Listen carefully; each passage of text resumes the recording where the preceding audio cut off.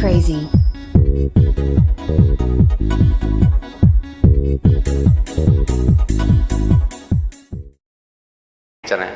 गुरु का बहुत बड़ा रोल है, उसके रोल के बिना कुछ नहीं होता। एक कहानी के साथ मैं आज को समाप्त करता हूँ सेशन को। स्पिरिचुअल कहानी है, क्योंकि मैं स्पिरिचुअली बहुत पढ़ता रहता हूँ, तो मैं कोशिश करता हूँ सुनाऊँ, माहौल देख के सुनाता हूँ कभी कभी। अब स्टूडेंट्स हैं तो मैं सोचता हूँ सुनाऊँ कि ना सुनाऊँ, उनको समझ में आएगा कि नहीं आएगा। लेकिन आप स्टूडेंट्स तो लग रहे हैं, लेकिन मैच्योर स्टूडेंट्स लग रहे हैं मुझे यार, और मेरे मतलब के लग रहे हैं। मैं आपको देख रहा हूँ तो मुझे लग रहा है मेरे टक्कर के हैं भाई, तेरे टक्कर के हैं ये हैं। जब महाभारत का युद्ध, महाभारत देखिए आप लोगों ने, जब महाभारत का युद्ध हुआ तो सबसे भीषण युद्ध था कर्ण और अर्जुन का, सबसे खतरनाक लड़ाई थी वो। और जानते हैं कि उसमें लड़ाई में प्रूफ क्या करना चाहते थे कि बेटर कौन है। लड़ाई किस चीज की थी? ये लड़ाई प्रूफ करने की तो थी ही नहीं कि तुम हारेंगे कि हम हारेंगे, कि तुम गलत हो कि हम गलत हैं। दोनों में एक ही लड़ाई थी कि हम दोनों में बेटर कौन है, और बहुत खतरनाक लड़ाई थी। तो शास्त्र हम लोगों की ये कहते हैं, अगर आप पढ़ेंगे तो शास्त्र कहते हैं कि एक समय ऐसा आया उससे लड़ाई के दौरान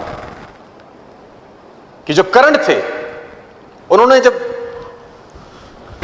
तीर चलाया, जिसको बोलते हैं एरो, और वो तीर जब अर्जुन के पहिए में जाके लगा, तो शास्त्र ये बोलते हैं कि अर्जुन का जो रथ था, जिसपे भगवान कृष्ण खुद विराजमान थे, उनका रथ 3 कदम पीछे खिसक गया। इतनी शक्ति के साथ उसने बाण मारा।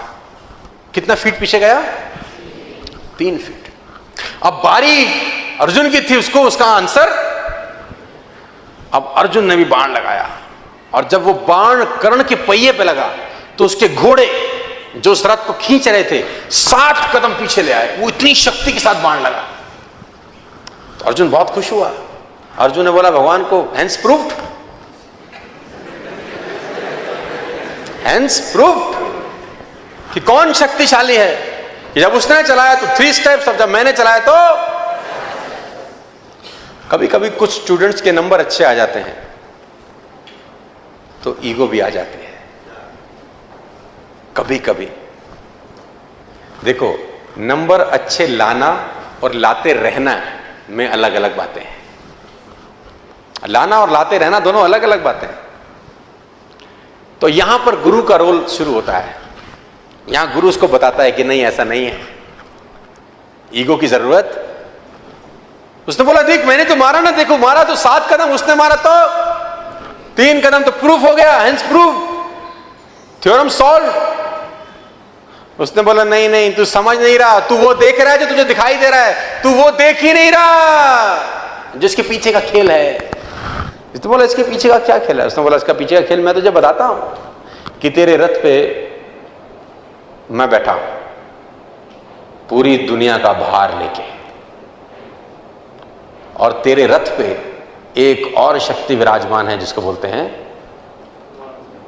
बजरंगबली, है ना, और उनकी ध्वजा में विराजमान थी। और ये वो बजरंगबली हैं जिनकी पूंछ तेरा भाई हिला नहीं सका था, जिसको तुम भीम बोलते हो।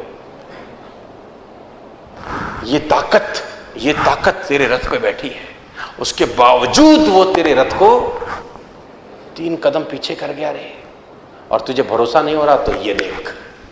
फिर भगवान ने कुछ ख्याल किया, कहते हैं हनुमान, शास्त्र कहते हैं कि हनुमान जी को इशारा किया, हनुमान जी गायब हो गए, भगवान ने अपने आप को भार विहीन कर लिया। अब जब कर्ण ने अगला तीर चलाया तो उसका तीर रथ को आकाश में ले गया। तो भगवान ने बोला इसीलिए गुरु की जरूरत रहती है कि चेला उड़े नहीं फालतू फंड में।